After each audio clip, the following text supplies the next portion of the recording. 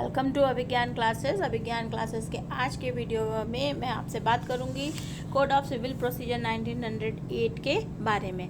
मैंने अपने पिछले वीडियो लेक्चर में भी आपको बताया था कि कोड ऑफ सिविल प्रोसीजर 1908 यानी कि सीपीसी को हम पढ़ें कैसे।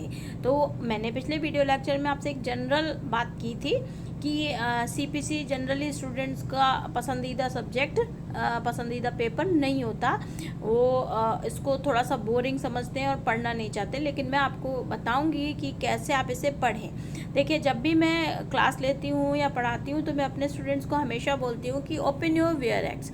जब भी आप पढ़ रहे हैं तो अपना वेयर एक्ट ओपन रखिए, क्योंकि आपने अगर वेयर को समझ लिया, आपने वेयर एक्ट समझ लिया कि आपको पढ़ना कैसे है, तो आप फिर किसी उसको बेस समझ के, और अगर बेस समझ के और उसमें इस पेपर में इंटरेस्ट आने लगा, उसके बाद आप बुक्स से कमेंट्रीज कितनी भी पढ़ सकते हैं and that will be very beneficial for you. लेकिन अगर आपको बेस ही क्लियर नहीं हुआ तो कमेंट्री आप पढ़ते रहिए, आप कंफ्यूज हो जाएंगे।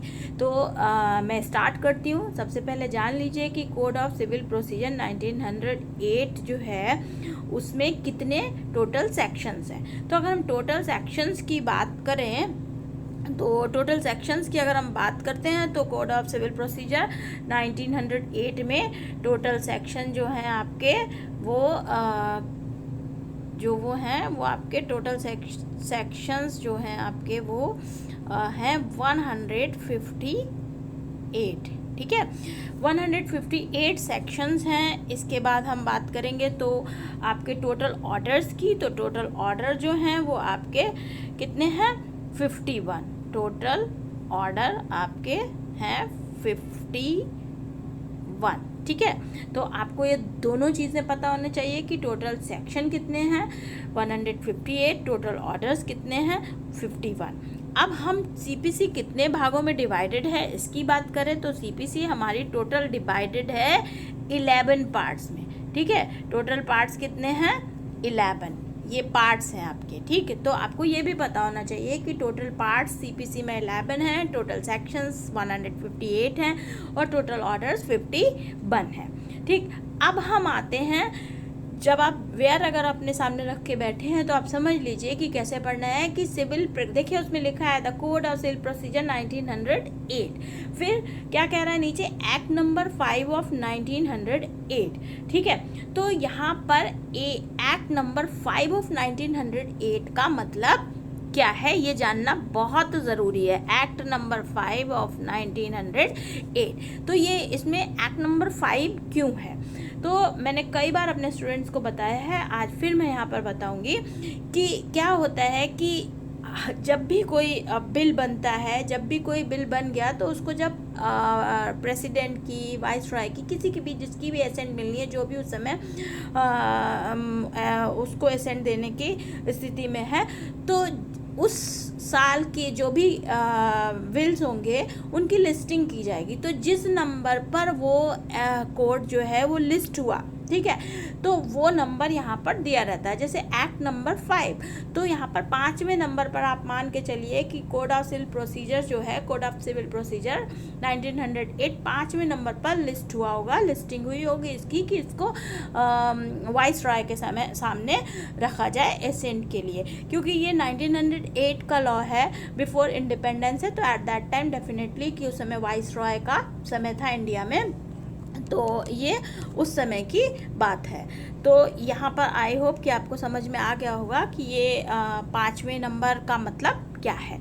Now I come to next date. ठीक है, एक डेट लिखी है यहाँ पर 21 मार्च 1908 की 21 मार्च 1908 कौन सी डेट है?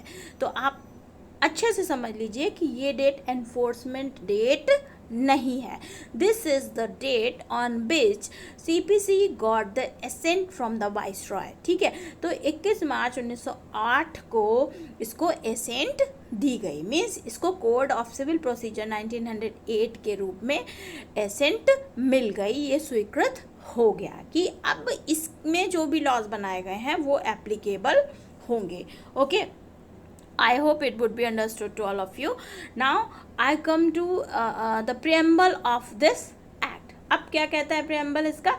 कि an act to consolidate and amend the laws relating to the procedure of the courts of civil judicature. Means ये एक ऐसा अधिनियम है, इस ऐसा एक्ट है जिसमें क्या किया गया है, कंसोलिडेट किया गया है, मीन्स एक जगह पर इकट्ठा कर दिया गया है, समेकित कर दिए गए हैं, एंड अमेंड, और उनको अमेंड करने का मीन्स उनको कैसे उन लॉज में अगर कोई अमेंडमेंट चाहिए है, कोई संशोधन चाहिए है, और वो लॉज कैसे हैं, laws relating to the procedure of the courts of civil judicature. ठीक है, वो कैसे लॉज होंगे कि सिविल जुडिकेचर से मतलब सिविल लॉज की जो दीवानी प्रकृति के बाद हैं, दीवानी प्रकृति के मामले होते हैं, उनसे संबंधित जो कोर्ट्स हैं वहाँ के लॉज, उससे संबंधित लॉज ये हैं. तो इन सारे लॉज को एक जगह पर इकट्ठा करना और उनमें संशोधन के, अगर कोई संशोधन होना है तो उनको करने के लिए इस अधिनियम को बनाया गया. ठीक है, तो this is the preamble, this is the purpose of the code of civil procedure 1908. Now we read this कि whereas it is expedient to consolidate and amend the laws relating to the procedure of the courts of the civil judicature. Means कि यहाँ से क्या होता है कि ये पता चलता है कि ये मतलब आपको ज्ञात होता है कि it is expedient to consolidate. ये इसलिए बनाया गया है कि ये जो and amend the laws relating to the procedure of the courts of civil judicature, कि इसका उद्देश्य है कि जो भी सिविल जुडिकेचर है, सिविल कोर्ट्स हैं, सिविल न्यायालय हैं, उनमें होने वाले उनसे संबंधित सभी विधियाँ, उनसे संबंधित सभी संशोधन होने करने के लिए ये जो लॉज हैं इनको एक जगह पर लाकर इकट्ठा कर दिया गया है, और that is called the code of civil procedure 1908. It is hereby enacted as follows, और इसीलिए इसको इस रूप में एनेक्ट किया गया है. अब यहाँ से स्टार्ट होता है प्रिलिमिनरी, कि प्रिलिमिनरी मीन्स प्रारंभिक पार्ट, प्रारंभिक भाग सीपीसी का.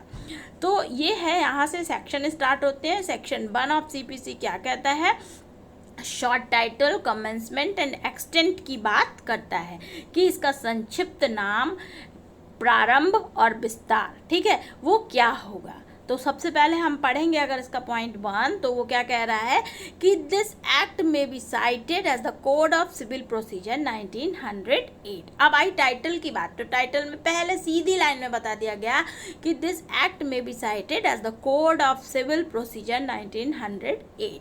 इस एक्ट को किस नाम से पुकारा जाएगा, कोड ऑफ सिविल प्रोसीजर 1908 के नाम से पुकारा जाएगा. देखिए, इसको कोड क्यों कहा गया, क्योंकि जितनी भी, ऐसा नहीं है कि पहले लॉज नहीं थे, सिविल लॉ थे, लेकिन वो अलग अलग जगहों पर बिखरे हुए थे.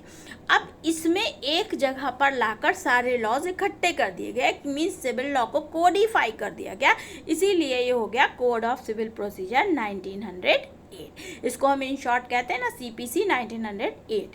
अब दूसरे पॉइंट पर आते हैं कि it shall come into force on the first day of January 1909.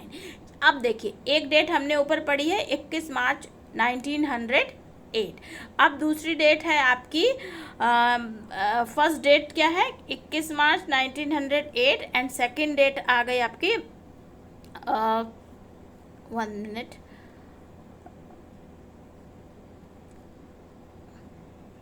Second date आ गई आपकी कि ये आपका फर्स्ट डे ऑफ जनवरी 1909.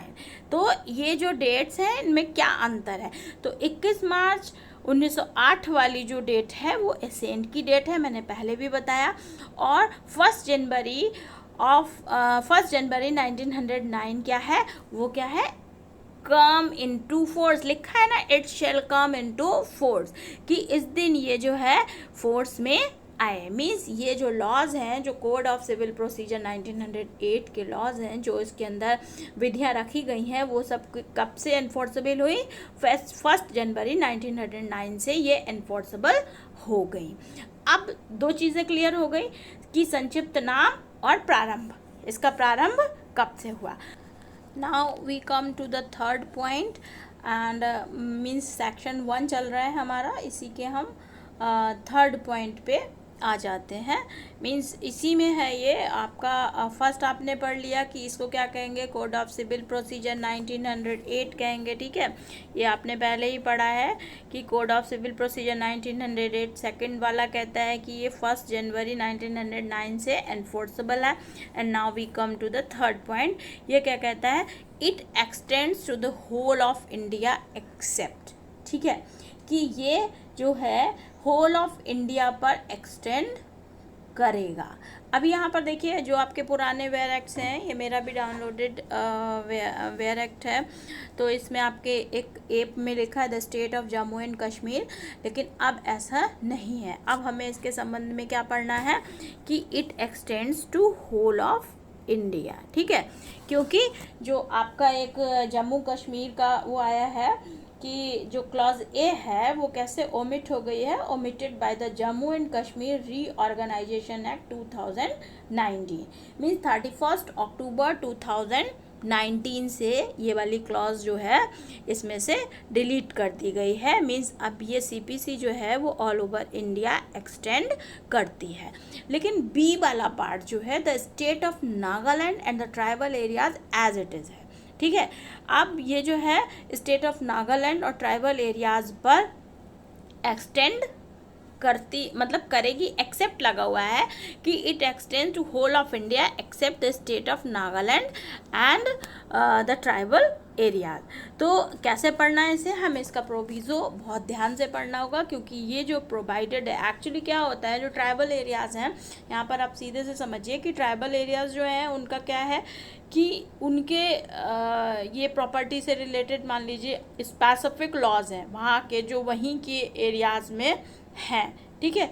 तो जहाँ पर स्पेसिफिक लॉ होता है वहाँ पे जनरल लॉ जो है वो एक साइड में रहेगा जब तक स्पेसिफिक लॉ से काम चल रहा है। अगर स्पेसिफिक उस पर्पस से बनाए गए उस स्पेसिफिक उस स्पेशल लॉ में कोई दिक्कत है, कोई कमी है, कोई लूप होल है, तब वहाँ पर जनरल लॉ की बारी आएगी, वहाँ से उससे हेल्प ली जाएगी।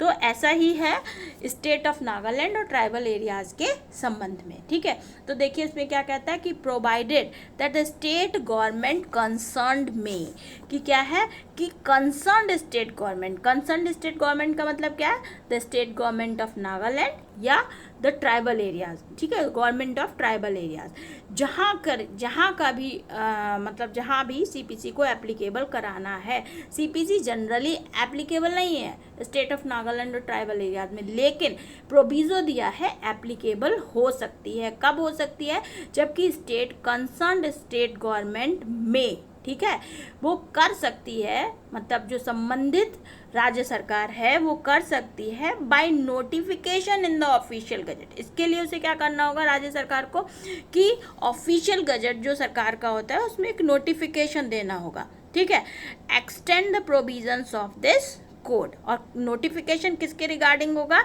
कि वो इस कोड के प्रोविजंस को एक्सटेंड कर रही है, ठीक है, या उस क्षेत्र में इस कोड के, कोड ऑफ सिविल, इस कोड का मतलब क्या कि सिविल कोड के या सीपीसी के प्रोविजंस को एक्सटेंड किया जा सकता है। मींस कंसर्न्ड स्टेट गवर्नमेंट चाहे तो ऑफिशियल गजट में नोटिफिकेशन के द्वारा इस कोड के प्रोविजंस को एक्सटेंड करवा सकती है, या तो एज इट इज़ एक्सटेंड करवा सकती है या फिर क्या कर सकती है, और एनी ऑफ देम, या कोई पर्टिकुलर मान लीजिए पूरा का पूरा एक्ट उन्हें एप्लीकेबल नहीं कराना है अपने एरिया में, कुछ की ज़रूरत है, तो वो क्या करेगी, एनी ऑफ देम और टू द होल, मतलब उसमें से कोई हिस्सा, उस कोड ऑफ सिविल प्रोसीजर का कोई पार्ट, या फिर पूरा का पूरा कोड ऑफ सिविल प्रोसीजर और पार्ट, या फिर कोई उसका पर्टिकुलर हिस्सा of the state of Nagaland.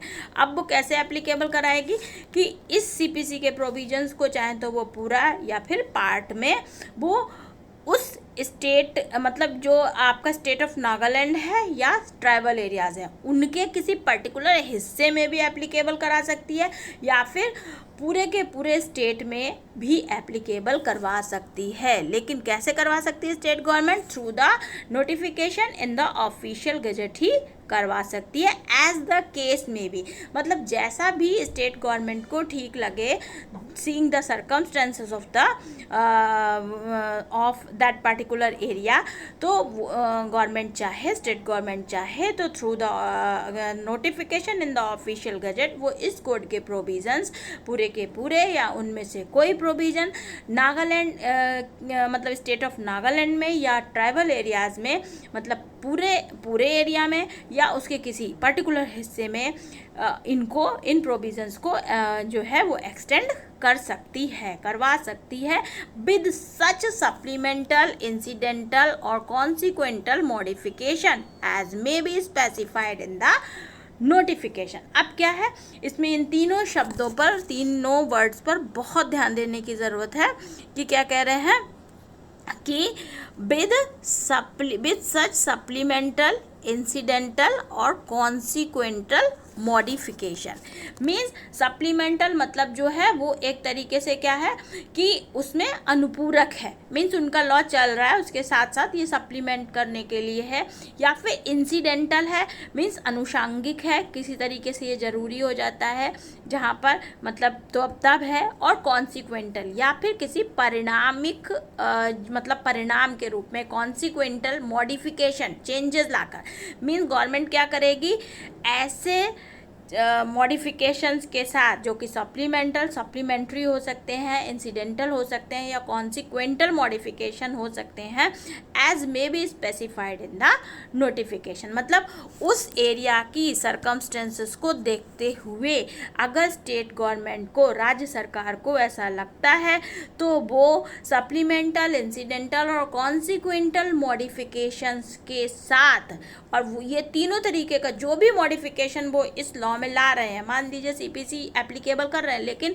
उस पर्टिकुलर एरिया में कुछ स्पेशल चीज़ चाहिए है, कुछ स्पेशल प्रोविज़न अप्लाई करना है, उसको थोड़ा सा चेंज करना है, मॉडिफाई करना है, तो वो उसको क्या करेगी, नोटिफाई करा देगी ऑफिशियल गजेट में कि ये मॉडिफिकेशन करने के बाद इस रूप में ये जो लॉ है यहाँ पर एप्लीकेबल होगा। ठीक है, तो it all depends upon the choice of the state government, concerned state government, कि वो कैसे ये प्रोविज़न पर्टिकुलर एरियाज़ में अप्लाई करवा सकती है या एक्सटेंड करा सकती है।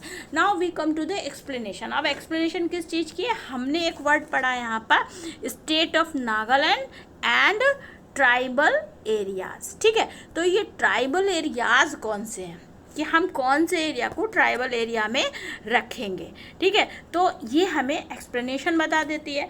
वो क्या कहती है कि in this clause tribal areas means the territories which immediately before the 21st day of January 1972 were included in the tribal areas of Assam। ठीक है, ये कौन से ट्राइबल एरियाज़ हैं जो 21 जनवरी 1972 से ठीक पहले असम है हमारे यहाँ का स्टेट, उसके असम के ट्राइबल एरियाज़ में इंक्लूडेड थे।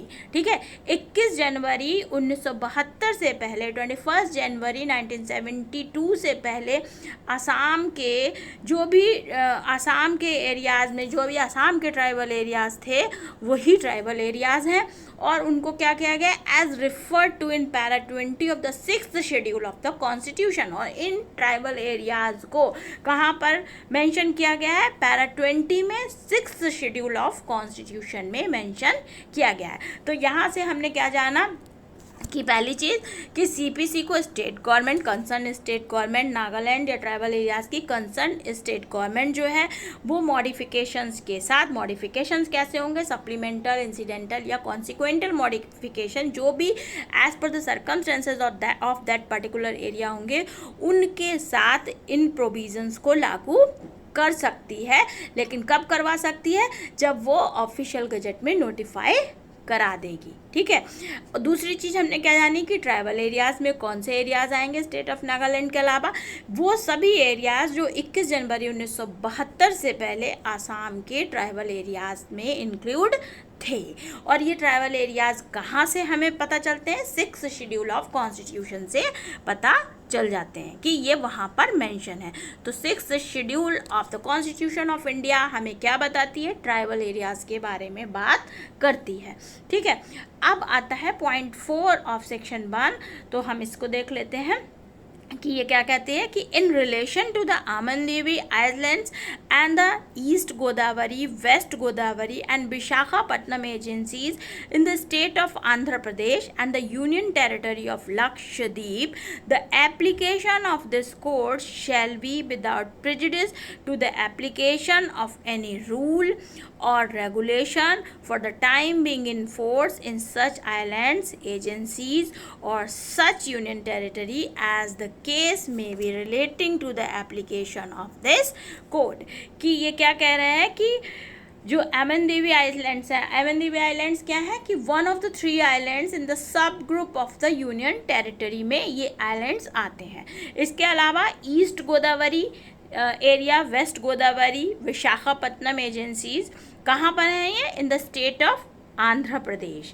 इसके अलावा and the union territory of Lakshadweep. ठीक है, लक्षद्वीप यूनियन टेरिटरी में the application of this code shall be, इस कोड का एप्लीकेशन होगा, मीन्स ये कोड अप्लाई होगा, शेल भी है यहाँ पर, मीन्स मैंडेटरी है कि अप्लाई होगा without prejudice to the application of any rule और रेगुलेशन, मतलब किसी भी तरीके की प्रेजुडिस नहीं होगी इसके एप्लीकेशन में, इस सीपीसी से रिलेटेड किसी भी रूल के, किसी भी रेगुलेशन के को अप्लाई करने में इन एरियाज़ में, अमनदीवी आइलैंड्स में, east Godavari, west Godavari, Visakhapatnam agencies जो आंध्र प्रदेश में है, यूनियन टेरिटरी ऑफ लक्षद्वीप है, इन सब जगहों पर विदाउट प्रेजुडिस इस कोड का एप्लीकेशन, मतलब ये कोड अप्लाई किया जाएगा, इसके किसी रूल रेगुलेशन जो भी उस समय for the time being in force in such islands, मतलब इन आइलैंड्स में जो भी रूल रेगुलेशंस चल रहे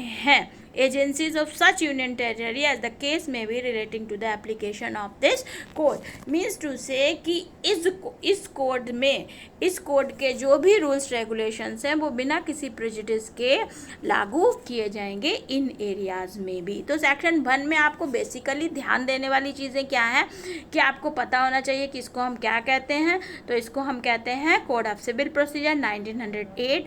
ये कब आया, ये आपका कब से एनफोर्स हुआ है, ये 1 जनवरी 1909 से एनफोर्स हुआ है। इसके अलावा ये 31 अक्टूबर 2019 से होल ऑफ इंडिया पर एक्सटेंड कर रहा है। तो जो ए क्लॉज है वो हट गई है, state of Jammu and Kashmir वाली। बी क्लॉज कहती है स्टेट ऑफ नागालैंड और ट्राइबल एरियाज़ की बात करती है।